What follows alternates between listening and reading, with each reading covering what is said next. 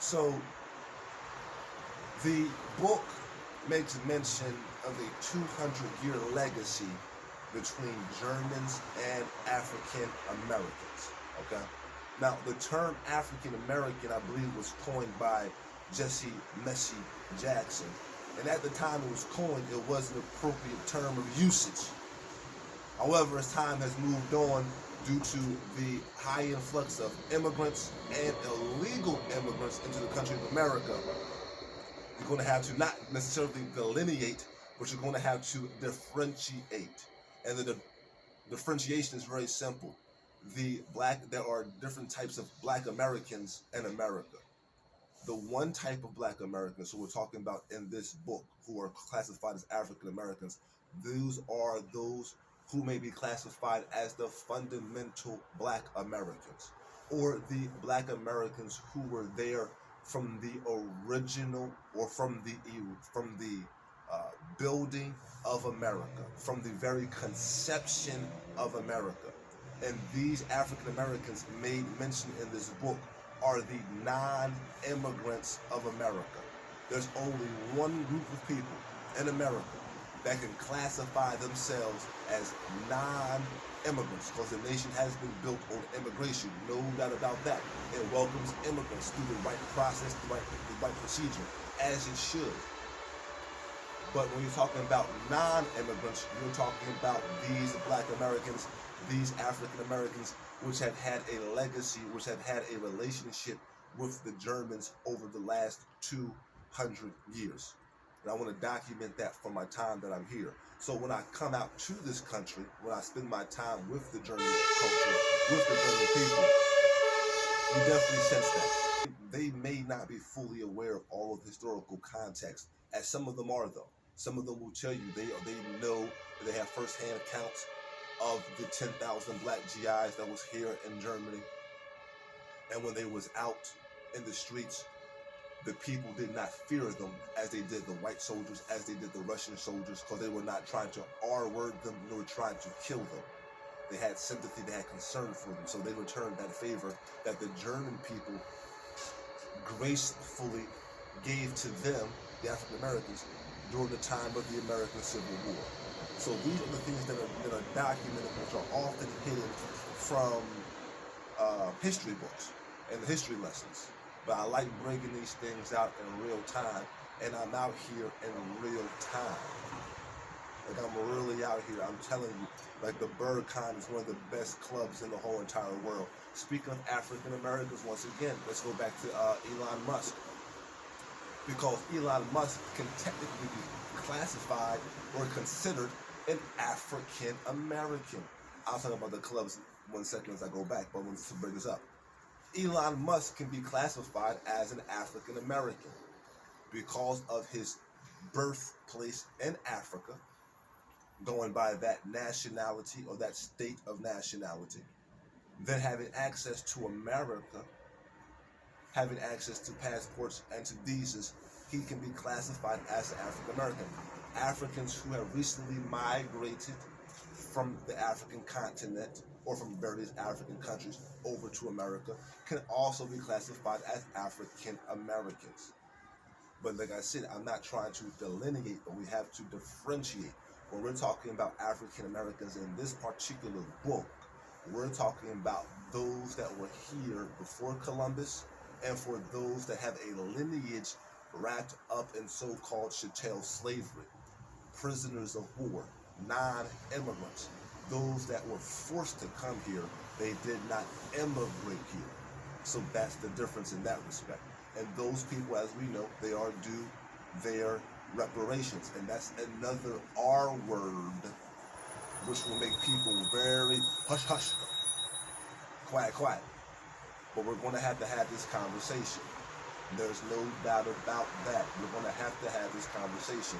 This is at the forefront of most and many of America's issues, believe it or not. That blood debt, that blood oath, which has not yet been resolved. So we'll talk about that in time. But as you take a look at the book, understand African Americans, the term takes on the meaning of those that were here from the very conception of America. They did not migrate to America. They were here from either before the conception, or they were here during the conception of America. Okay, many times they are referred to as fundamental Black American, or sometimes they are referred to as the indigenous folk. But you hear sometimes people saying, "Oh, I got Indian in my blood." Yeah, you probably do. I'm sure you do. "Quote unquote Indian," not the Indians of India, but you're talking about the Indians being the aboriginal people of the American land and soil. Yes, we get that. And many of those aboriginal people, those original people of that land, were melanated people, having melanin and being melanated. Yes, the original people of all lands did not just have melanin. The original people of all lands, including America, were melanated people. Yes. Okay. I think that's just about it. We're going to close on now. Oh, yep. Some of the clubs out here are just phenomenal. You have the Bird Kind, which is arguably the best club in the world. You have Club Trésor. You have many museums and many places where you can study the culture and study the history. You can walk around and have conversations freely with people. People are always willing to talk to you. And we may mention some of the clubs. They got the famous Kit Kat Club as well.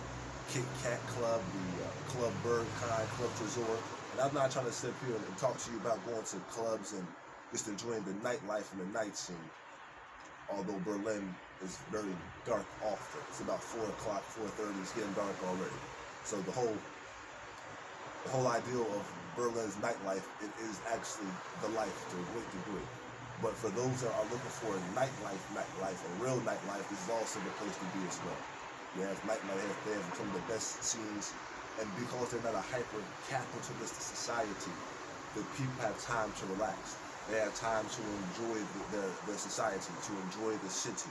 They have time to enjoy the clubs, enjoy the bars, enjoy the interaction with friends and family. So that also makes it very agreeable. That's why I love coming out here during the holiday season, because Berlin in particular was once known for a city where you could come live. The cost of living was very, very low. That's been changing since the pandemic.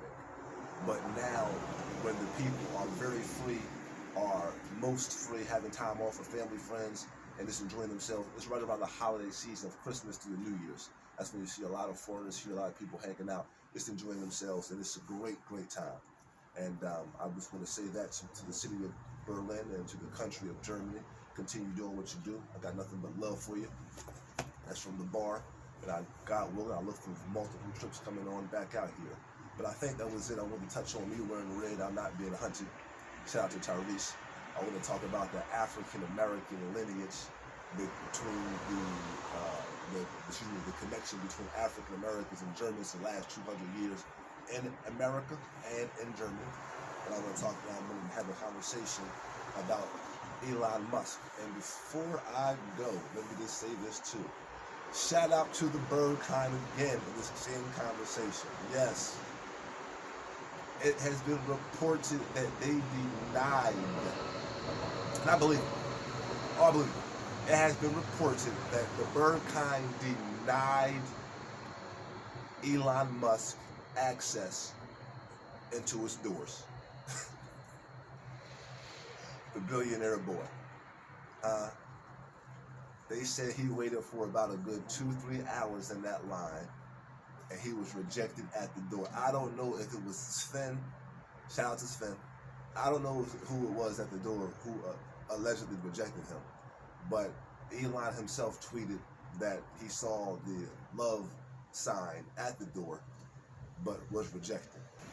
Listen, I already did a video on them guys a few months ago. You can check it out. It's called the Summers of Berlin. I did a quick take on the Bird Kind Club, and I could definitely see them. I could see them not letting him in just because he was Elon Musk. Sis. See, you have to understand something. You have to understand something here. A lot of these clubs, so-called high-end, high-scale clubs here in Berlin, and Berlin does not see them as that. They see them as social hubs. Nonetheless, these clubs, they don't have VIP sections. They don't have VIP rooms. They don't have private party rooms. And I don't want to party with Elon Musk. I'm just being real with you. And neither do the Germans, and neither do the people of the bird kind. That's why he was rejected. Your money's not relevant here. This is why the culture is very prevalent. You can't have these type of venues in America. I'm just being 100% real with you. They 100% will never work in America. The people are simply not civilized enough, and they are overworked too much. It's just that simple. So he wanted to come in and get a taste. And these parties aren't parties like Puff's parties. And let me be clear on that. I have to be careful when I say that I'm going to a party, because they start thinking like Puff and P. Diddy. No. I mean, and TD Snakes. Oh, no, sir. Shout out to Geno Jennings, who was calling out TD Snake's behavior quite some time. Shout out to the Churches of Christ, Brother Richard Dennis, who was calling out TD Snakes and Memphis Elk like that for a very long time. Shout out to Brother Barr, who used to be a member of the Church of Christ, still a member, but used to do a radio live broadcast in the name of the Churches of Christ, calling out false prophets like Puff Daddy, false prophets like Joe Osteen, false prophets like TD Snakes. Yeah, if you ever hear my voice online, on the airways, that was me. I get religious sometimes, but I also get scientific as well. I stay with the laws of vibration, the laws of correspondence, the laws of karma, the laws of mind, the laws of thought, the law of rhythm. So we incorporate all elements of truth to come to a nice, stable stance in this world, in this life. But let me close on down, as I said before, the club scene is just a reflection of the culture. You walking into the TSA, you walking into a restaurant, walking into a taxi, it's just a reflection of the culture. Are they embracing you? Are they chasing you away? Which one is it? That's why I'm very, very selective as to which countries I travel. The irony of this situation is I'm going to a predominantly a so-called white country, but I find peace here. So let me be here.